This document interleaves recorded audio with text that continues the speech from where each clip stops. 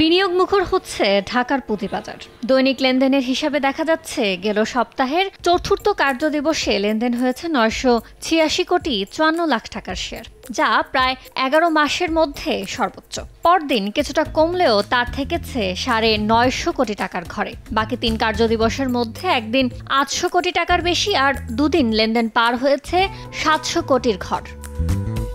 ঊর্ধ্বমুখী প্রবণতায় এক সপ্তাহে 259.56 পয়েন্ট বেড়ে প্রধান সূচক DACX ঠেকেছে 5392 পয়েন্টে, যা গেল বছরের 3 অক্টোবরের পর সর্বোচ্চ। বিনিয়োগকারী মুখর ঢাকা স্টক এক্সচেঞ্জের বাজার মূলধন সপ্তাহ শেষে দাঁড়িয়েছে 7,08,000 কোটি টাকায়। সপ্তাহ ব্যবধানে বেড়েছে 20,509 কোটি টাকা।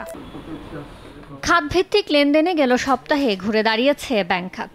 এ খাতের দৈনিক গড় লেনদেন 79.10% বেড়ে ঠেকেছে 156 কোটি 52 লাখ টাকায়। ওষুধ ও কেমিক্যাল খাতের দৈনিক গড় লেনদেন 53.37% বেড়ে ঠেকেছে 131 কোটি 73 লাখ টাকায়।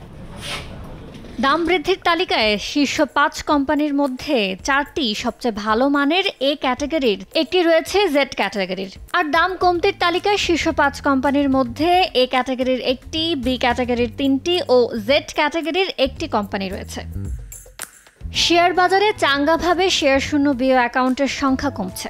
শেয়ার বাজারে হিসাব রক্ষা করে সরকারি প্রতিষ্ঠান CDBL এর তথ্য বলছে, গেল সপ্তাহের চতুর্থ কার্যদিবসে শেয়ার শূন্য বিও অ্যাকাউন্টের সংখ্যা নেমেছে 3,90,497টিতে। আগের সপ্তাহে যা ছিল 3,94,583টি। ইয়ানুর শিফাত, সময় সংবাদ, ঢাকা।